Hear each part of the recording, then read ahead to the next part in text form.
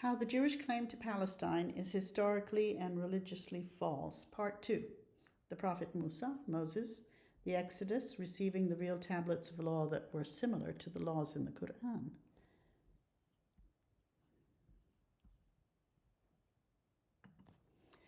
Chapter 1 shows that the prophets Ibrahim, Yaqub, Yusuf, and the tribes were in Mesopotamia in the 3rd millennium BC, not today's Egypt. We continue now with the prophet Musa, Moses. The Bible tells us that new kings came after the period of Yusuf, and those kings feared the Beni Israel because they were numerous and powerful. This was the civilization that became the pharaohs of Misr. The civilization of the powerful pharaoh was afraid the Beni Israel would join their enemies in case there was a war and fight against them. The last of the pharaohs deliberately afflicted them with heavy burdens in order to diminish their strength. The more they afflicted them, the more they multiplied and grew. The Bible says Pharaoh asked the Hebrew midwives to kill the sons of the Beni Israel as they were born, and save only the women, which they refused to do. Pharaoh then ordered his people to throw each son into the river, and daughters should be saved alive. Pharaoh wanted the women for himself. This story does not match the practices of any of the pharaohs who existed during the biblical time frame of the 1300s BC. The Quran confirms the story, but adds more information. Truly, Pharaoh elated himself in the land and broke up its people into sections, depressing a small group among them. Their sons he slew, but he kept alive their females, for he was indeed a maker of mischief. And we wish to be gracious to those who are being depressed on the land, to make them leaders and make them heirs, to establish a firm place for them in the land, and to show Pharaoh and Haman and their hosts at their hands the very things against which they were making precautions. So we sent this inspiration to the mother of Musa. Suckle your child, but when you feel fears about him, cast him into the Yam. But fear not, nor grieve, for we shall restore him to you, and we shall make him one of our messengers. The Quran continues and gives more details. Then the people of Pharaoh picked him up. It was intended that he should be to them an adversary and a cause of sorrow, for Pharaoh and Haman and their hosts were men of sin. The wife of Pharaoh said, "Here is a joy of the eye for me and you. Slay him not. It may be that he will be of use to us, or we may adopt him as a son." And they did not perceive what they were doing. But there came to be a void in the heart of the mother of Musa. She was going to almost disclose his case, had we not strengthened her heart so that she might remain a believer. And she said to the sister of Musa, "Follow him." So she watched him in the character of a stranger, and they knew not. And we ordained that he refused suck at first, until the sister said, "Shall I point out to you the people of a house that will nourish and bring him up for you, and be sincerely attached to him?" Thus did we restore him to his mother, that her eye might be comforted, that she might not grieve, and that she might know that the promise of Allah is true. But most of them do not understand. We are given a story of Musa becoming an adult, entering a city, a Medina, where he helped one of his own people who was fighting with one of his foes. He appealed to Musa to help, and Musa struck him with his fist, killing him, which he deeply regretted as a sinful act. He asked Allah's forgiveness, which he did. Having escaped the city because he feared he would be caught and punished for his crime, Allah guided him to a place where the Midianites lived. They were watering their flocks of sheep, along with other shepherds. He helped some of the women, shepherds, whose father was too old to help. Musa agreed with the father that if he worked for him for 8 or 10 years, he could have one of his daughters in marriage. Where was Musa and the Midian? The Bible mentions the Midianite who became Musa's father-in-law. The Bible names him Jethro, the Midianite priest, who was rejected by his people because he became a believer in Allah. These Midianites were definitely not in Egypt or any location the Bible falsely gives us. The Midian, Iraqis call them the Madan, of the southern marshes of Iraq, were the real biblical Midianites among many Semitic tribes who lived within the marshes. Other people who lived there were the Sabaeans, the Subba, who were known to immerse themselves in fresh water when performing ablution prior to prayer. In modern times, they were generally looked down upon. They were the boat builders. They are mentioned in the Quran as among the people of the book. Wilfred Thesiger documented the lives of the marsh Arabs in southern Iraq in his book, published in 1964. The following photos of the Midianites in southern Iraq are from his book. Midianites watered their flocks of sheep, along with other Semites in the marshes of southern Iraq, once close to Sumerian city-states that would have been referred to as Misr. This is a shepherd encampment on the north edge of the marshes. There's a Midianite village named Kabab in the central marshes. This is a Midianite family on their way to market. Here's some Midianites going off to spear fish. And this photo is from Biblical Archaeology Review Winter Issue 2023. Shows the latest guess by archaeologists that this might have been the oasis where the Midianites lived according to the Bible's version of the story. They claim the people relocated because the oasis had obviously dried up. This oasis was called Korea in northern Arabia. They produced pottery from the 14th to 6th centuries BC.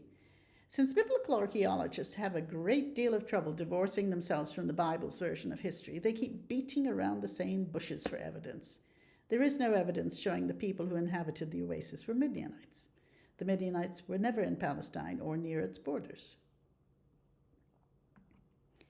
Before we continue with the life of Musa, what information can we gather about his life so far? According to the Quran, Musa's mother put him in a chest and put the chest into a yam. In the Hebrew story found in the Bible, he was also put into a yam. The word yam appears in the Bible, in Exodus and in Psalms. The Quran's translator falsely described the yam as a river. By definition, it is a sea, meaning a large body of water where fish can be found, not a river. As we shall see, the body of water that was crossed when Musa and his people were escaping Pharaoh is a yam suf in the Hebrew Bible. Suf means reeds. So the terrain that the Beni Israel were living in was more like the lagoons filled with fish and reeds, a perfect description of the marshlands of southern Iraq. Wilfred Thesiger lived among the people of the marshes of southern Iraq in the 1950s and early 60s. He documented their lifestyle, which is a window on the past. Global warming has ended the culture of the marshes since they are drying at a rapid rate. Thesiger used the word lagoons as a description of the marshes. In Iraq, he traveled from village to village in marshes that covered 6,000 square miles. There were lakes and waterways where the livelihood of the inhabitants was based on their herds of water buffalo. They fished, shot wildfowl, and hunted. There was an occasional shark that swam through the marshes since some of the marshes were close to the Persian Gulf. Their way of life had lasted for thousands of years, since the time of the Sumerians. And when storms hit the marshes, they turned the water red, confirmed by Thesiger. When the snows melted in the Zagros and Taurus mountains, the excess water would enter the great rivers, Euphrates, Tigris, and Karun. The overflowing waters in the Euphrates and Tigris rushed down to the southern Iraq where marshes were created. When that happened, the red soil turned some of these marshes red, and that is how the story of the Red Sea was created. The major cities of Ur, Eridu, and Ubaid were once close to the Persian Gulf. Their remains are now at least 80 miles inland. The changing of the terrain began with the story of Musa, as we shall see. The historian Herodotus, 484 BC, examined the history of the Persian Gulf. He wrote that the Euphrates travels from Armenia and flows into the Red Sea. He also wrote that the Tigris flows into the Red Sea, meaning the Persian Gulf. Herodotus wrote that the sea that we know as the Red Sea today next to Egypt was the sea called the Red Sea. And again he wrote that the sea bordering the western part of the Arabian Peninsula was the sea called Red. In other words, it was called Red just to match the biblical story presented to the world that falsely claimed that today's Egypt was the location of Musa and the Exodus. Thanks to archaeology and the reconstruction of the history of the Near East, we know that the scribes who wrote the Old Testament text lied, confirming the words of the Quran. Many tribes inhabited the marshes. Here we have a boy who just underwent circumcision, a war dance among the Fartus tribe at the top right, and a celebration of the end of Ramadan among the El Isa tribe. Many tribes inhabited the marshes of southern Iraq. Here we see the Adil tribe, the Majjar, And the El Abu Muhammad tribes, they had their own villages, as the Quran stories tell us. Yusuf's brothers traveled from village to village in their caravans. The photo on the lower right shows how boats were pulled along the rivers, probably the same method used for thousands of years. In the top right photo, we can see how mud bricks were produced in a brick kiln on the Tigris, a technique used for thousands of years. The pharaoh who persecuted the Bani Israel had his buildings made of mud brick, not stone, that was the material of choice in today's Egypt. Shown also is another tribe, the Rabia.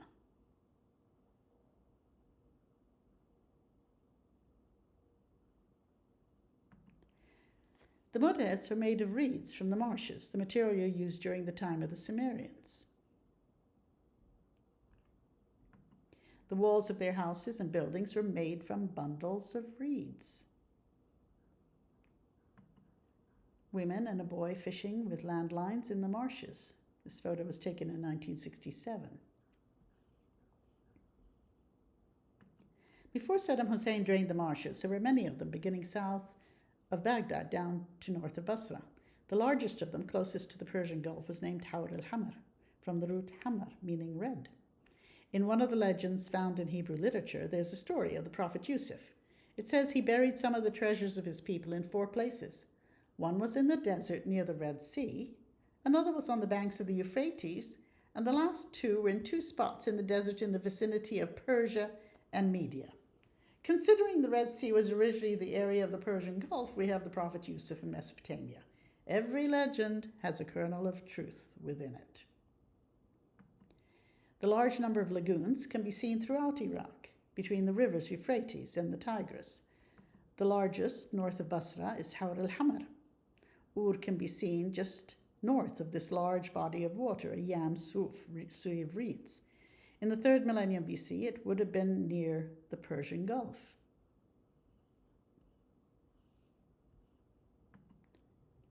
Here it is enlarged. You see it right above Al-Basra.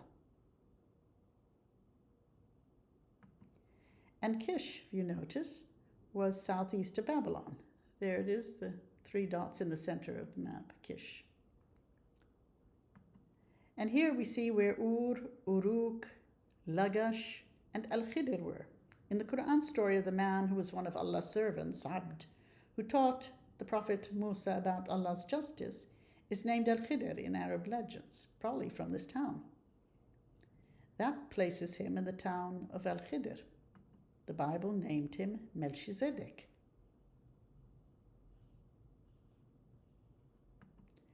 There were many lagoons that could be found throughout southern Iraq, as you can see how many. They were quite large.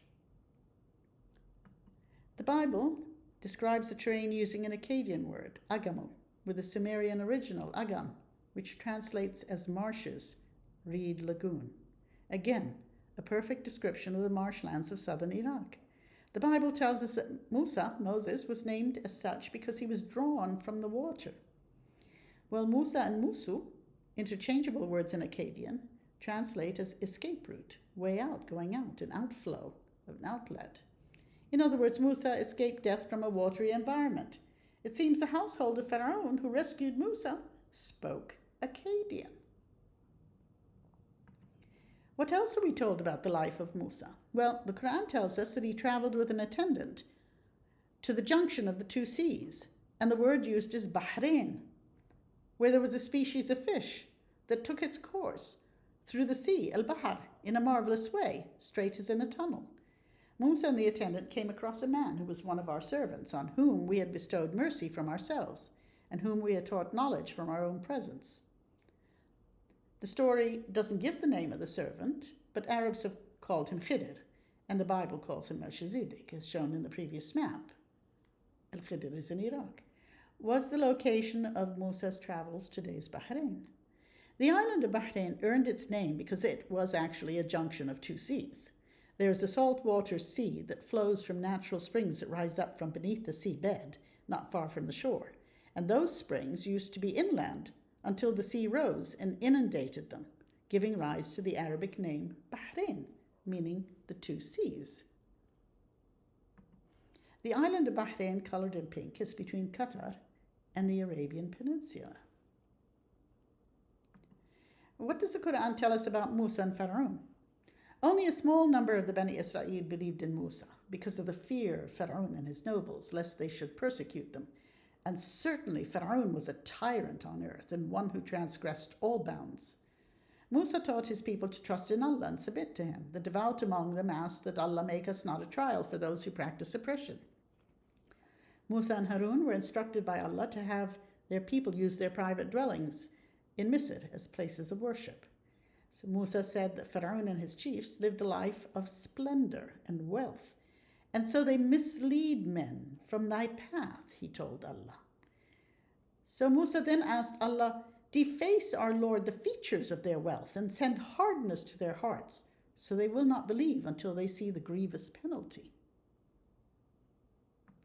Pharaoh sent heralds to all the cities, al-Madain, saying, the Bani Israel are a small band and they are raging furiously against us, but we are a multitude amply forewarned.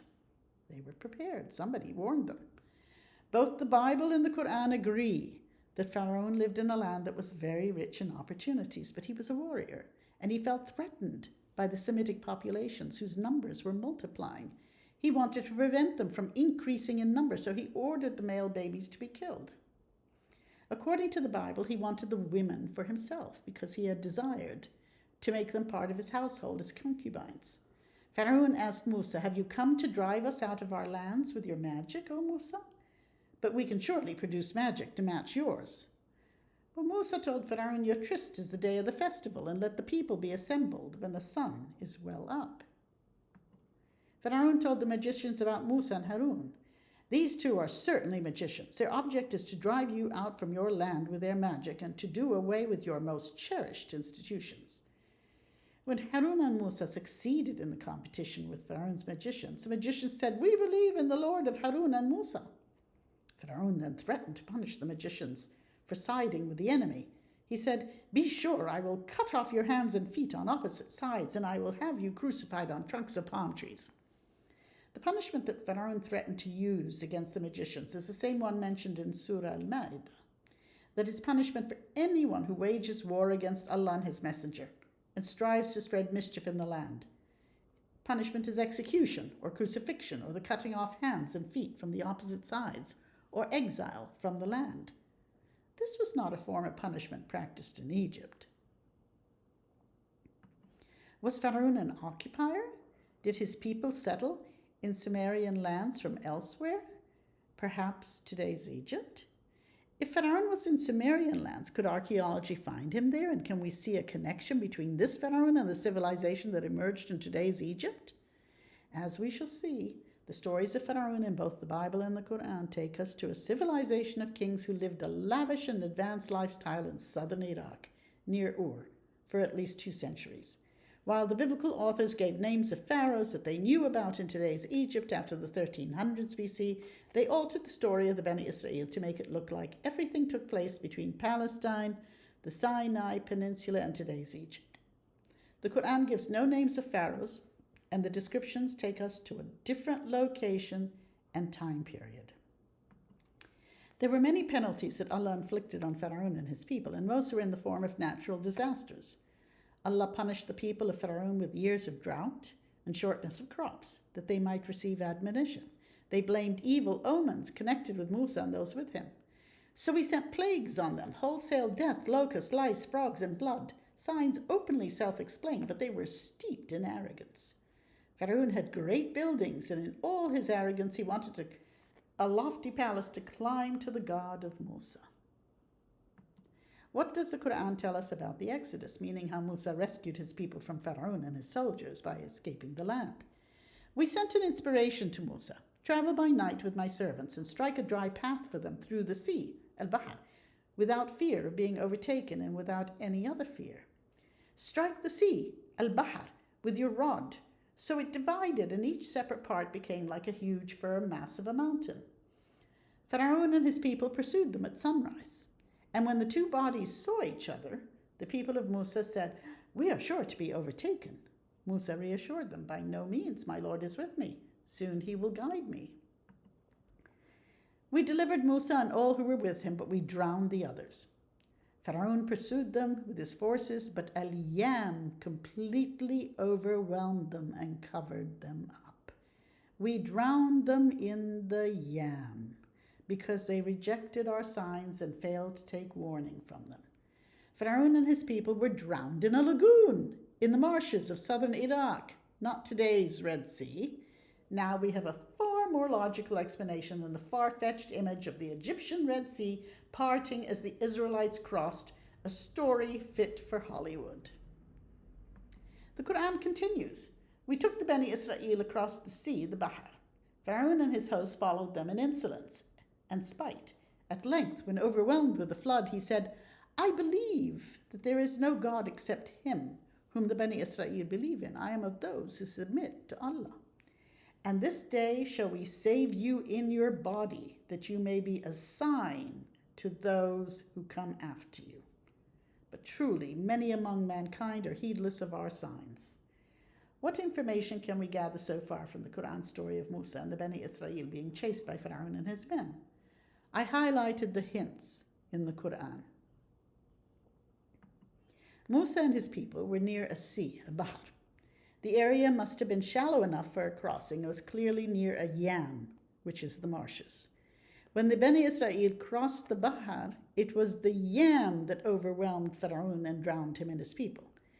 In the spring, in the month of Nisan in the Hebrew calendar, when Passover is celebrated, the rivers Euphrates and Tigris south of Baghdad flow at a higher level than the surrounding plain. As a result, the likelihood of a flood was greatly increased. In the spring, the rivers were swollen by melting snows and rain in the upper regions among the mountains of eastern Turkey. The inundation in the plain was devastating, with the countryside submerged under hundreds of miles of standing water. That is what produced the marshes of southern Iraq, the Yam, or lagoons. Thousands of years ago, the marshes would have fallen near the Gulf shoreline. The rivers caused silt to deposit in the marshlands close to the Gulf, and that silt came from the hills and mountains of western Iran, the Zagros Mountains. A large lagoon developed in the area as a result of the shifting of the waters and soil. The saltwater lagoon eventually became filled with fresh water from the rivers that flowed south into them. It is a perfect description of the Yam flowing into the Bahar, or sea. The Euphrates and Tigris come together at the southern end of Iraq and form the Shatt al-Arab, which flows in a winding manner through the great reed beds out into the Persian Gulf. If a strong hurricane-force wind were holding back the Yam and then subsided, the lagoon waters would rush down to the Gulf and drown anyone standing in the middle, which is probably what happened to Pharaoh and his men. Rabbinic literature says that it was a strong east wind that was responsible for pushing the waters back and made the sea dry land, causing the waters to divide. The powerful winds were known to the Sumerians. There was a Sumerian legend of the flood, in which Utanapishtim, their name for the prophet Noah, experienced the strong winds that Allah uses to chastise the nations.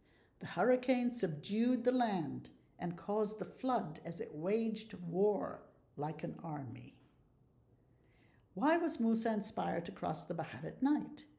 Rabbinic literature states that Allah enveloped the approaching army of Pharaoh in profound darkness. They were told to cross at night, so Pharaoh could not see them. It was in the morning that Pharaoh saw them. Well, the marshlands of Iraq were known for their dense nightly fog, which settles during certain months of the year, and would be a perfect cover for an escaping people. The high moisture content of the air and the thermal highs tend to produce a thick fog, which occurs frequently at night and early morning along the Tigris and Euphrates rivers. These are powerful winds. They're known to exist near the marshes of southern Iraq. This one's a gale near Hammar. The area also produced flash flooding, especially during late winter and early springs when the snows melt and heavy precipitation from the mountains fills the already inundated rivers and streams.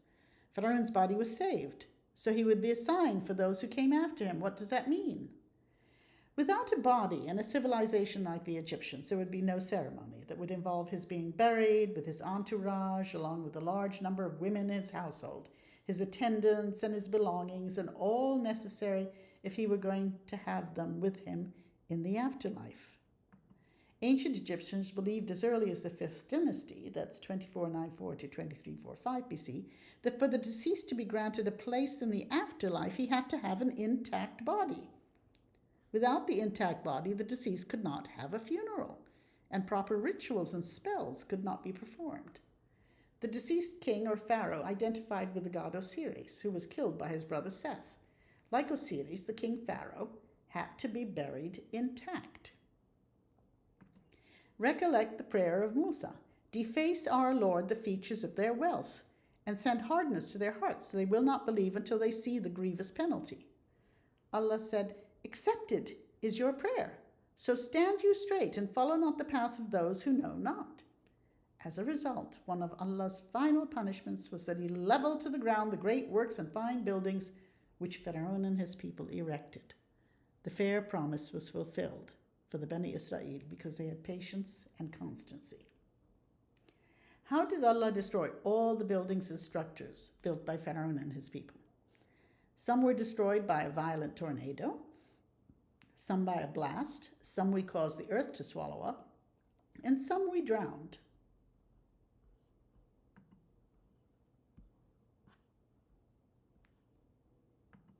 One of Pharaoh's chief was Karun, and we are told in the Quran that he was sinful. Karun was no doubt the real name for biblical Korah, one of the Bani Israel who supported Pharaoh. Rabbinic literature describes him as a treasurer of Pharaoh and states that he and his people, who numbered 250, were swallowed by the earth for their arrogance. The Quran confirms the story. Karun was doubtless of the people of Musa, but he acted insolently towards them. Such were the treasures we had bestowed on him, that their very keys would have been a burden to a body of strong men. Behold, his people said to him, exult not, for Allah does not love those who exult, but seek with the wealth which Allah has given you the home of the hereafter, nor forget your portion in the world. But do good, as Allah has been good to you, and seek not mischief in the land. Then we caused the earth to swallow him up in his house, and he had no one to help him against Allah, nor could he defend himself. What is interesting about Karun's name is that it is identical to the Karun River that flows in western Iran. So he expelled them from gardens, springs, treasures, and every kind of honorable position. Pharaoh's civilization was completely destroyed, so nothing would be left above ground to find him. This was not today's Egypt, where pyramids and fine buildings are still standing, from the first dynasties in the early 3rd millennium BC. If Musa lived during Sumerian times, then we should be looking for a pharaoh buried with a large household of women, with his household staff and servants, with luxury artifacts dated to the 3rd millennium BC. There would be chariots in his grave and animals that moved them, since rabbinic literature tells us Pharaoh chased the Bani Israel in chariots and waged war in chariots. His people would have worshipped the golden bull or heifer, who was the symbol of their god. There would be artifacts in their graves that could be connected to the civilization that developed around the same time, during the 3rd millennium BC in today's Egypt. And there would be evidence that they were known to have festivals to which all the people would come. Was there such a civilization of rulers who lived in southern Iraq during the Sumerian period of the 3rd millennium BC? Yes, there was. And true to the promise made to Musa, nothing on the surface of the earth remained of them. Their entire civilization was destroyed, and the only evidence that they existed is below ground, waiting for archaeologists to unearth them in the last century. The story of how this civilization was destroyed would be retold in ancient Egyptian writings a millennium after their destruction, as a reminder of the power of Allah. Thanks to archaeology and linguists, we now have those writings. That is why the Quran says Pharaoh's body was saved, clearly as a sign for later generations of the power of Allah. What do we know of this civilization? They were no doubt the mysterious civilization buried in the royal cemetery of Ur. First excavated by Sir Leonard Woolley, he described them as such in his books Ur of the Chaldees and the Sumerians. The great death pit was dug more than 30 feet deep and almost 30 feet long. An earthen ramp was built down into the pit, and at one end of the space, masons began working on the king's chamber. Inside, special offerings were placed, including model boats made of copper and silver, close in style to those currently used in the marshlands of southern Iraq. Then the body of the king was placed in the tomb, followed by his personal servants, after which the tomb was sealed. Here it is. The image shows the descent into the royal cemetery of Ur. His household went down the ramp. They were followed by 6 helmeted soldiers with copper spears to make sure no one escaped. Each victim had a cup, most likely having consumed poison. Evidence shows that humans and animals were either drugged or received blows to the head. They were by all indications sacrificial victims, perhaps showing a belief in the afterlife. As Woolley wrote, human sacrifice on a lavish scale, the bottom of the grave pit being crowded with bodies of men and women who seemed to have been brought down here and butchered where they stood. There they are, the great death pit.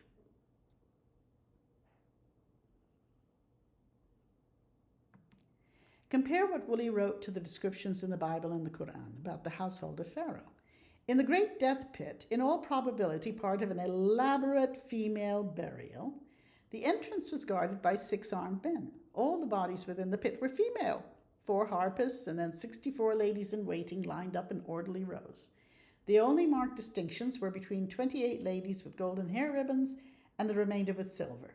The court, as distinct from the household, were buried as they died in the simpler graves that clustered as close to the tomb of their patrons as were possible. The women were dressed in ceremonial clothing, and their decorations included the bearded golden bull. At the entrance, there were 2 sturdy 4-wheeled carts with 3 bullocks tied to them. Each driver's body was in the carts, with the grooms positioned by the heads of the animals. The women were decked with fine and intricately designed jewelry, golden earrings, and headdresses of gold, lapis lazuli, and carnelian. They were holding lyres designed with the golden bull's head. An additional 9 women in another chamber were dressed in elaborate headdresses. The large number of women's bodies was arranged carefully in rows. As Woolley wrote, in every case it seems to be only the immediate household staff of the buried dignitary. There is no evidence of children and no clear indication of self-immolation of wives at a husband's funeral. There were bodies of armed soldiers positioned as though they were guarding the entrances of the tombs. What was unusual in this particular grave was the lack of a body, indicating whose grave this was.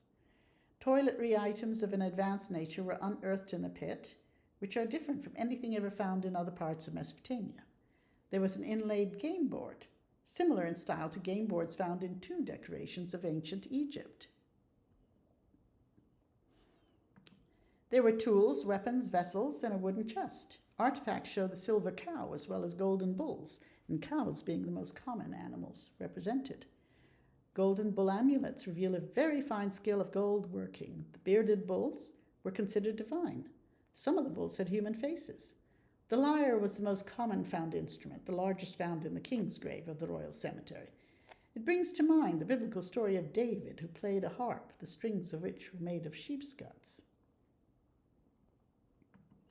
Over 200 years, between 2600 to 2340 BC, 16 or more of these burials were performed in the burial site near the Ziggurat of Ur, which was built in later centuries.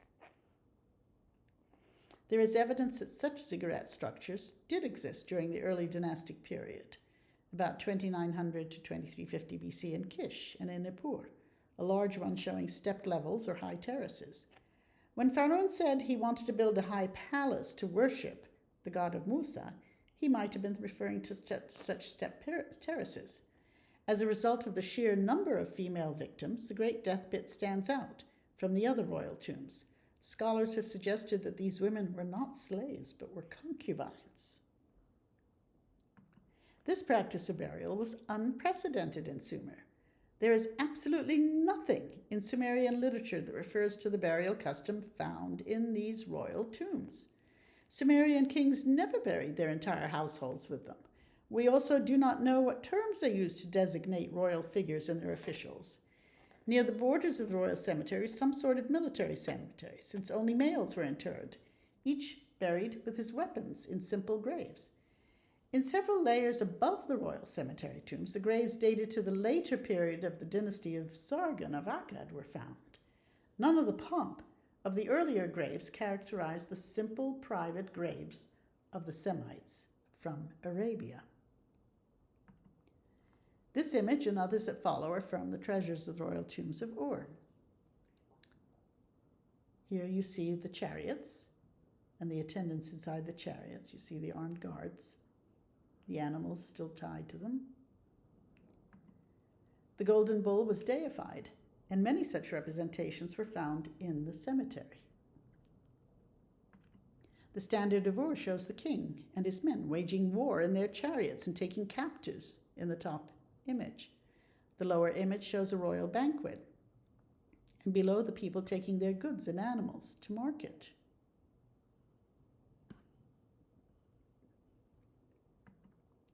The varied goods buried in the cemetery include items made of gold, representations of animals, particularly the golden bull or heifer.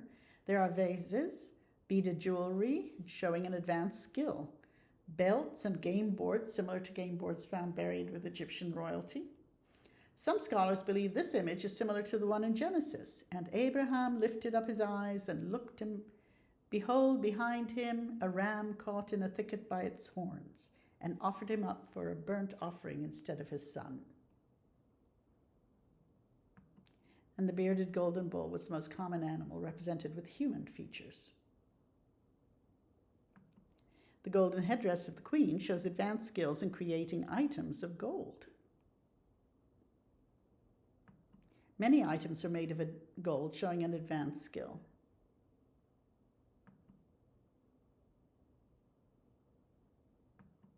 There were many items showing an advanced skill in beadworking. And beaded belts with representations of the golden bull and other animals on them. And a game board, similar to game boards found in Egypt. None of the names found in these tombs are listed in the Sumerian king list that was composed around 2100 BC. Prior to these unknown rulers, there were graves of kings who were not buried in elaborate tombs. One was King Misgalamdug. His son Messenapada was listed as king of Ur, but the votive bead telling us that was discovered in Mari along the Euphrates in Syrian territory. Messenapada's son Anipada was also listed as king of Ur. But the new kings, who were buried in Egyptian style in Sumer over 2 centuries, were probably not originally from Sumer, but were occupiers who absorbed Sumerian culture. That certainly would explain the descriptions of Pharaoh's advanced civilization that feared the Beni Israel, who were so numerous that they might join their enemies in a war and evict the occupiers. Sir Leonard Woolley wrote, after discovering the royal cemetery of Ur in 1922 near the ruined ziggurat of Ur, 50 years later, nothing like these tombs has yet been found in Mesopotamia. There is no archaeological parallel to the wealth, the architecture, and above all, to the ritual which they display. Who then are the people who received such rites? Woolley further noted that the human sacrifice found in a royal grave was something practiced by pharaohs of the first Egyptian dynasties, beginning several hundred years prior to the ones found in Ur. The royal tombs in Egypt, found in the mastabas at Saqqara about 2890 BC in Egypt, show that large numbers of the king's household were buried with him. There were large numbers of women, palace courtiers, dwarfs, dogs, and artisans. By the time of the Egyptian Old Kingdom, 2686 to 2181 BC, these human sacrifices were no longer buried with the king. Kings were no longer buried in royal cemeteries within the mastabas, but were buried in step pyramids. The graves of the royal courtiers and family members could be found surrounding the royal tombs. King Jer of the Egyptian First Dynasty had 580 bodies buried near him. Could these unknown people in Sumer be pharaohs who had invaded Ur and occupied the land for perhaps around 2 centuries before being deposed? We know they had model boats buried in their tombs, so they most likely arrived by sea. Can we ignore the timing of these pharaoh-like Sumerians whose civilization disappeared completely off the face of the earth a short time prior to the arrival of the forces of Sargon I out of Arabia? Or did Egyptian civilization begin in Mesopotamia and expand to today's Egypt? Donald B. Redford, professor of Near Eastern Studies at the University of Toronto, wrote in 1992, "Unlike the Tigris-Euphrates Valley, where human society over millennia of prehistory displays a linear evolution at a constant rate, and where the temples at Uruk presage the glories of Sumer centuries in advance, Egypt bounced overnight, as it were, out of the Stone Age and into urban culture. High-rises suddenly replaced mud huts. A civil service superseded the village elders. A new sophisticated focus for human organization filled the void where only chiefdoms had occasionally appeared. A king sat over Egypt. How do we explain this quantum leap? The question has often been posed, but no satisfying answer has been given."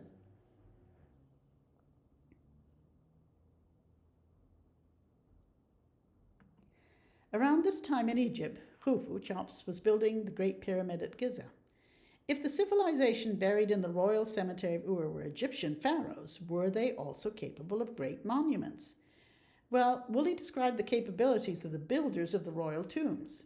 He described the advances they made in architecture within the various tombs, the properly constructed brick arches, roofs formed by brick varal vaults with apsidal ends, vaults of limestone, masonry, domes built over a timber centering and supported by pendatives after the modern fashion.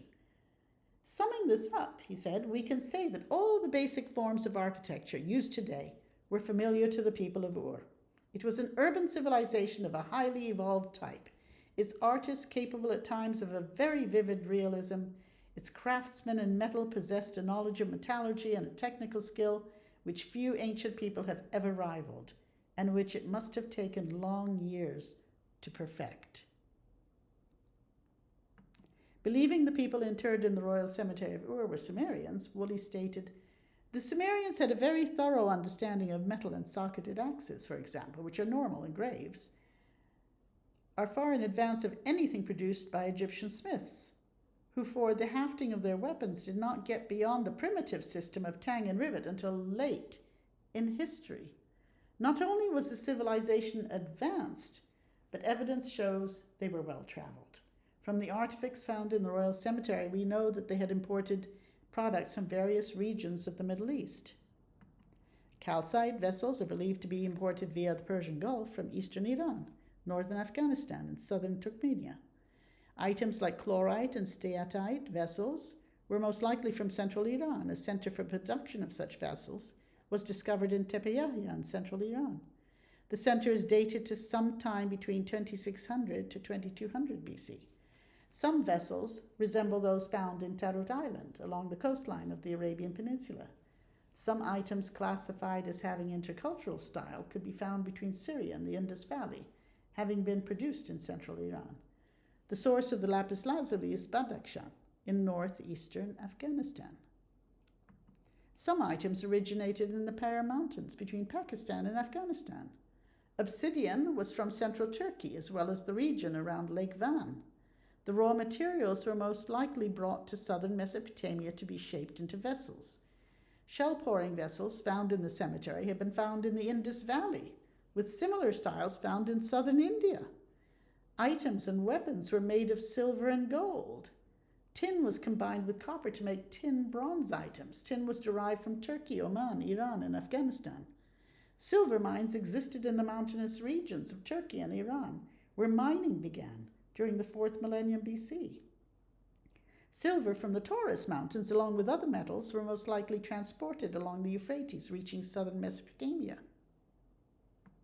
Were similar artifacts found in today's Egypt? During the 4th millennium BC, 3400 to 3050 BC in Egypt, there were artifacts made of similar materials as those found in the Royal Cemetery of Ur. There are items of silver, gold, lapis lazuli, some cylinder seals, items made of copper and pottery that were unique in that they have not been found prior to this period along the Nile. Some of the cylinder seals were actually made in Mesopotamia.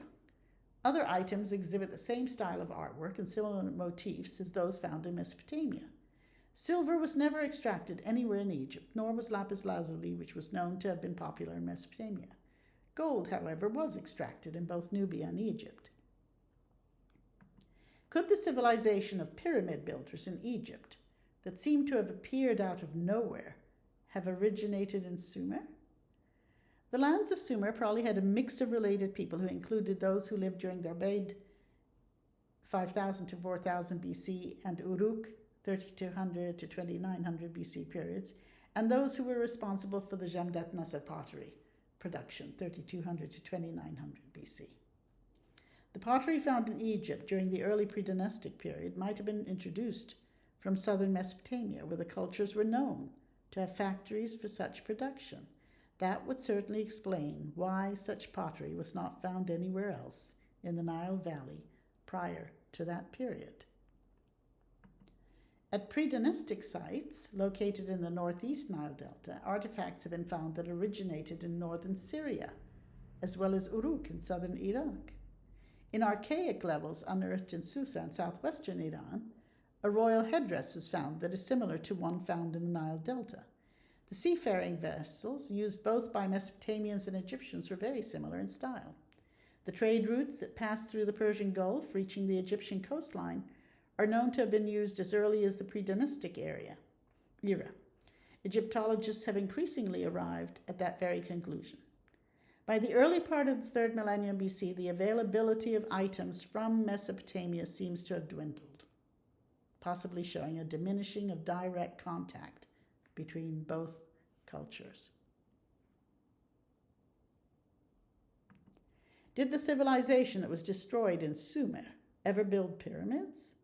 Well, the cultures that followed did build step pyramids called ziggurats that people climbed up to for the worship of their gods.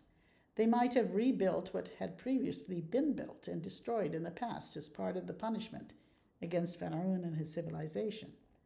Evidence for that does exist, since later step pyramids were built over foundations and platforms of previous buildings. According to the Bible, the material used to build them was mud brick, the material of choice in Sumer. During the early dynastic period of Egypt, 3100 to 2686 BC, the mud brick royal mastabas and abidas preceded the step pyramids. During this early period, construction was done using more elementary materials like mud brick, reeds, and wood. The later step pyramids used stone instead. This can be seen in the oldest stone step pyramid constructed by King Djoser, around 2667 to 2648 BC. The step pyramids constructed in mud brick, reeds, and wood no longer exist, but evidence exists within the step pyramid structures, particularly the columns found inside Djoser's step pyramid, that such a technique had been used in the past. It was also a method used by the Sumerians during the 3rd millennium BC. The evidence for that can be found in the Sumerian seals of the period. The marsh Arabs of Iraq, in the same style, had also used reed bundles to strengthen the walls of their houses, a procedure that lasted for thousands of years and continued until the modern era. The Pyramid of King Djoser in Egypt, 2667 to 2848 BC, the second pharaoh of the Old Kingdom. His pyramid in Saqqara was a step pyramid. It was the first pyramid built of stone. Within the pyramid, however, is evidence that mud brick, reeds, and wood, the material used in Iraq, were first used here. Prior to Djoser, the pyramid of Sennacht, 2686 to 2667 BC in Saqqara, remained unfinished. So it seems there was an experimentation with the old technique first before they decided to use stone. Giza, Saqqara, and Memphis were located close to the Egyptian delta. The pyramids of Giza, built by the kings of the 4th dynasty, were built from cut stone and are still standing today. Further down the Nile, in Upper Egypt, we find stone was first used to build a funerary monument by King Den of the 1st dynasty, 3100 to 2890 BC. An ivory label shows Den in conflict with an Asiatic diplomat who he beat with a mace, perhaps indicating the attitude towards the Asiatics that Egyptians would have conflict with centuries later, as we shall see. Pyramids of Giza and Saqqara are south of Cairo. What are we told about the prophet Musa and his people after they escaped from Pharaoh and after the destruction of civilization of Pharaoh? Well, according to the Quran, Musa's people still followed pagan practices. Soon after they had crossed the sea, al-Bahar, when escaping Pharaoh, they came upon a people devoted entirely to some idols they had. They said, "O Musa, fashion for us a god like the gods they have." He said, "Surely you are a people without knowledge." We appointed for Musa 30 nights and completed them with 10. Thus was completed the term with his Lord was 40 nights. And Musa had charged his brother Harun, "Act for me amongst my people, do right, and follow not the way of those who do mischief." When Musa came to the place appointed by us, and his Lord addressed him, he said, "O my Lord, show yourself to me so I may look upon you." He said, "You cannot see me, but look at the mountain, al-Jabal. If it remains firm in its place, then you will see me." But when his Lord manifested his glory to the mountain, he made it crumble, and Musa fell down in a swoon.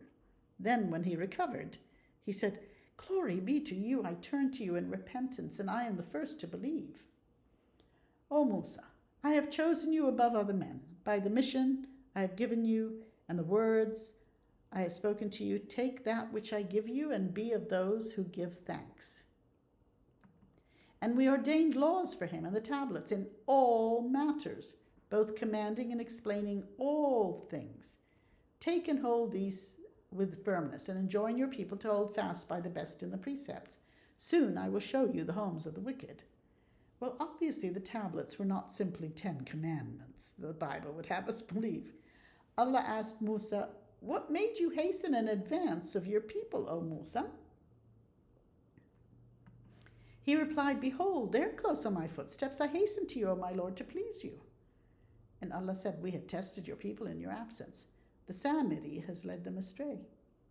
The people of Musa made, in his absence, out of their ornaments, the image of a calf.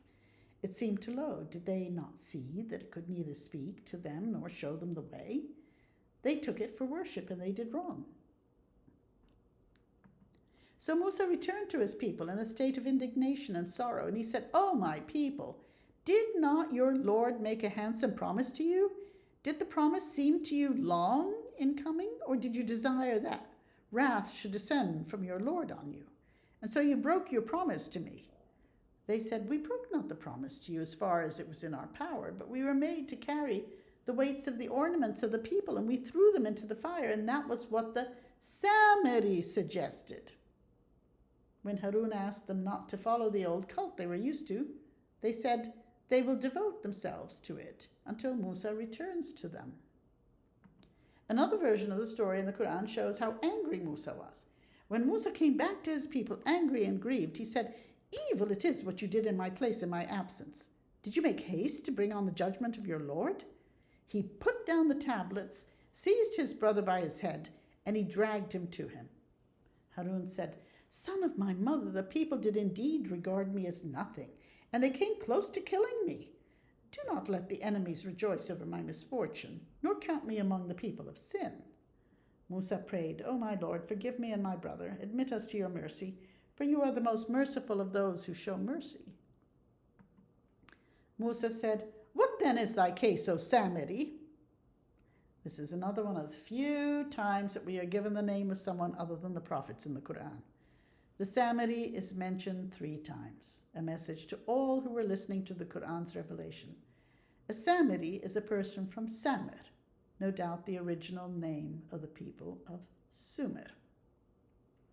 This is the most important piece of evidence in recognizing the time period and location in history of where the Bani Israel were during the lifetimes of the prophets Ibrahim, Yaqub, Yusuf, Musa, and as we shall see, Dawood and Suleiman.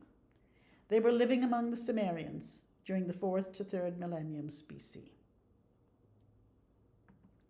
The known scholar Samuel Noah Kramer aptly wrote, "There was no clear, recognizable trace of Sumer or its people and language in the entire biblical, classical, and post-classical literature.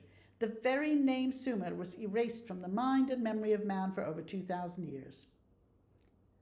How could an unlettered prophet, the Prophet Muhammad, have known about a people who ceased to exist 2,500 years before he was born? This information is proof positive that the knowledge of the Samiri and the Sumerians came from the Creator, Allah, the source, of the revelations in the Quran.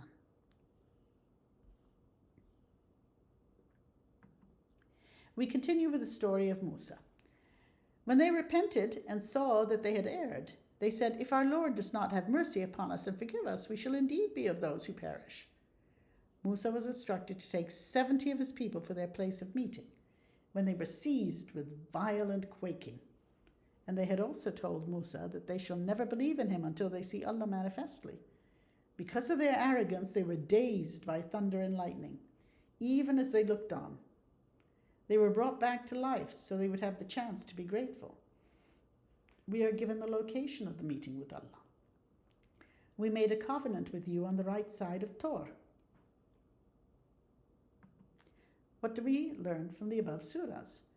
When Musa took the 70 people to their place of meeting, 70 was the typical number of elders of the Bani Israel who would represent the community. It appears several times in the history of the Bani Israel, even during the 1st century CE. When they spoke arrogantly about Allah, they were punished with violent quaking, thunder and lightning. From the description, they were somewhere on Mount Tor, even though the location is not given. In Surah Maryam, we are told that Musa was specially chosen and he was a messenger and a prophet, and we called him from the right side of Al-Tor and made him draw near to us for mystic conversation. And out of our mercy, we gave him his brother Harun, a prophet. Janib al-Tor, meaning the right side of Al-Tor, is mentioned several times in the Quran. We are also told about the sacred valley Tuwa. Musa heard Allah call to him and asked him to take off his shoes because he was in the sacred valley Tuwa. That is when he received his instructions regarding Pharaoh. Unfortunately, the Muslim translator of the Quran, again Abdullah Yusuf Ali, wrote Sinai instead of Al-Tor. In another surah, Sinai is written with Tor Sinai, and is translated as Mount Sinai. Another error in Surah Al-Mu'minun. In Surah Al-Tin, the translator again described Al-Tor as Sinai, but the word is Sinin, meaning years, to emphasize the age of the mountain. The Sinai Peninsula has been ruled out by archaeologists as a possible location for the Bani Israel in the wilderness. The Quran describes other mountains, other than the sacred ones, as Jabal or Rusa. Jabal is mentioned 11 times. A Jabal is most likely a small mountain, like the one Musa watched, as Allah crushed it in Surah 7, 143. Rusa is mentioned 6 times. The word Rusa is used to describe how the mountains were created for the purpose of preventing the earth from shaking too much, but Allah left valleys between them for people to be able to cross the earth. The Quran describes them as firm and immovable. So where was Al-Tor? Al-Tor was the sacred mountain within a range named the Taurus Mountains of today's eastern Turkey. If one goes to the source of the Euphrates and heads eastward, there was an area believed to be the location of the sacred mountains. The reason why they added the US to the Taurus, is that's the Romans, that's from Latin. Some of the biblical scholars believe this was the original location of the Garden of Eden, and they drew images of the Creator within the mountains controlling the flow of the great rivers of Mesopotamia. Since Eden was a Sumerian and Akkadian word, that would make sense. This was an area known for its violent earthquakes, and the mountain was known for its thunder and lightning, since it was a very high mountain.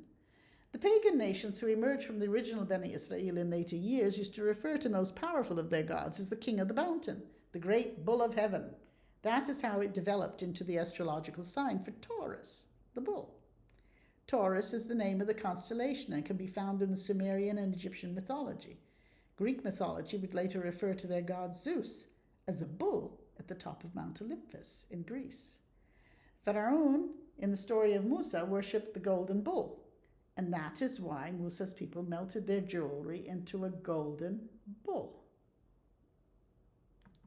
In the notebooks of Leonardo da Vinci, he wrote that he was sent on a specific mission to Armenia by the Defterdar, or lieutenant of the Sultan of Babylon.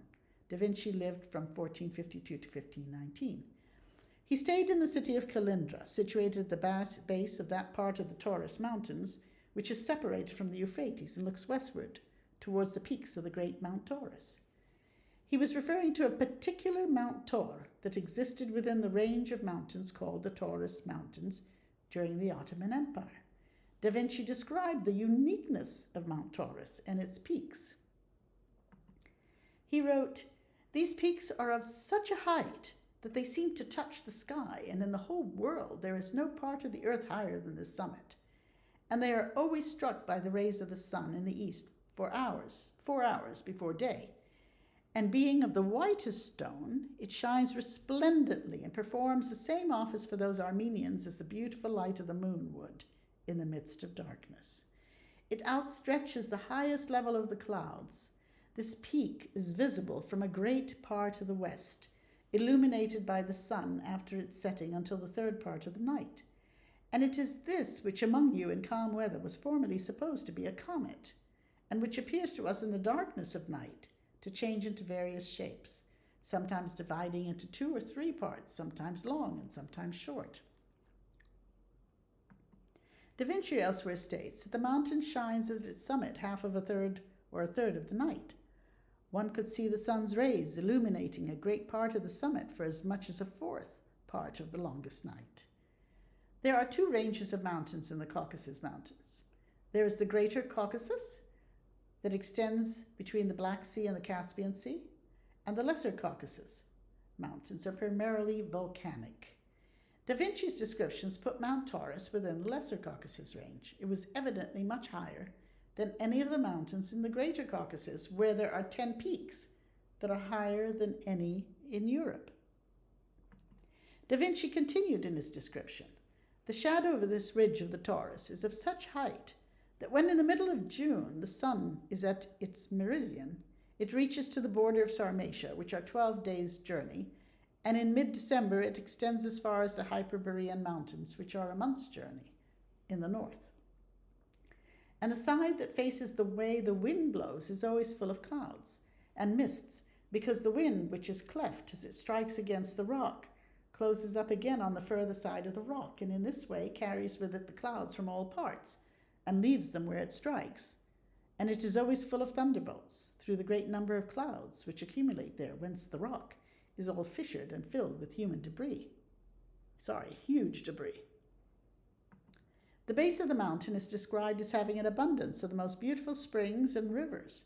It is fertile and abounds in everything that is good, and especially in those parts which face south. 3 miles up the mountain one finds forests of fir and pine trees. Another 3 miles are filled with vast pastures, and the remainder is eternal snow, to a total of 14 miles in all. From halfway up we begin to find the air grown warm, and there is no breath of wind, but nothing can live there long. Below the clouds there is bare rock, and above the clouds the rock is the purest white, and it is not possible to go to the lofty summit on account of its rough and perilous ascent."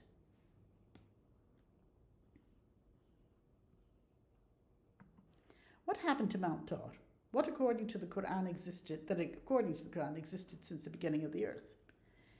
Da Vinci said he and the peasants of the city endured 10 hours of violent winds, avalanches, a tempest, a sudden deluge of water which drowned parts of the city, unexpected rains, a storm full of water, sand, mud, and stones, all mingled together with roots, stems, and branches of various trees.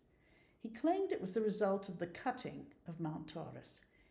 He and the people were hit with flying debris. And finally, a great fire, not brought by wind, but carried, it would seem, by 30,000 devils, completely burnt up and destroyed the country, and has not yet ceased.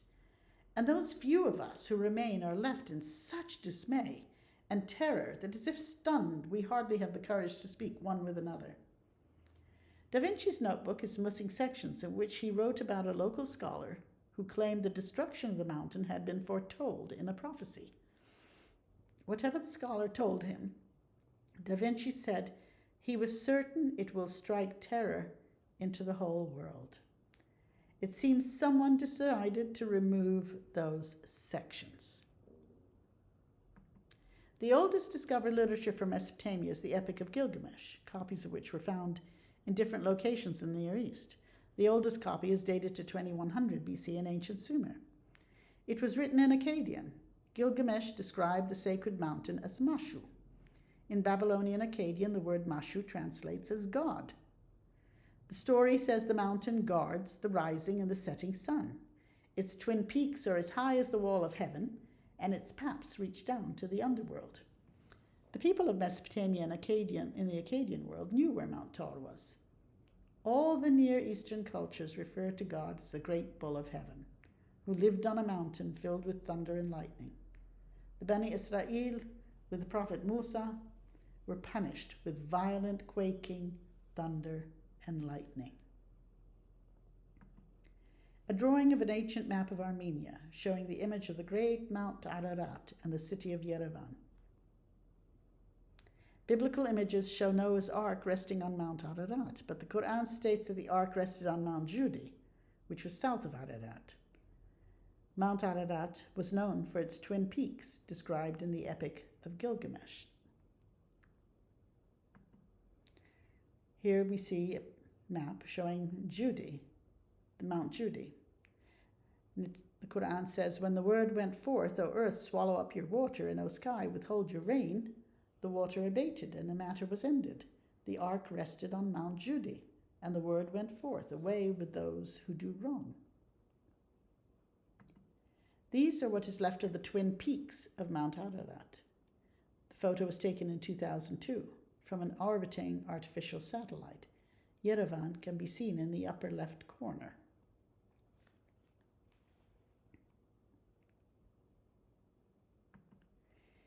In this ancient map, the Garden of Eden is shown in Armenia near Mount Taurus. The map shows the Tigris River flowing out of Mount Taurus. You can see the red area in the center.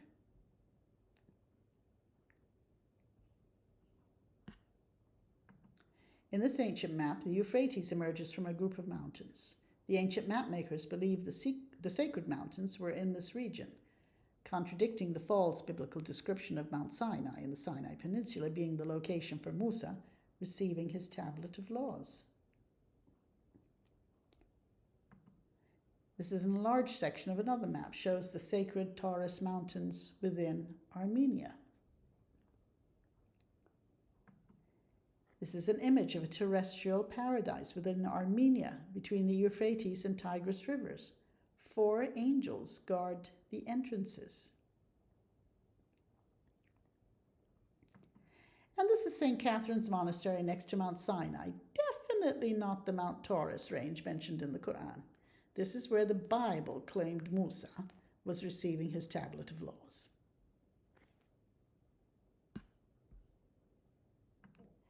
When the Bani Israel agreed to the covenant with Allah, they were most likely told that they would have to conquer a vast area of land and they should have faith in Allah, that they would succeed.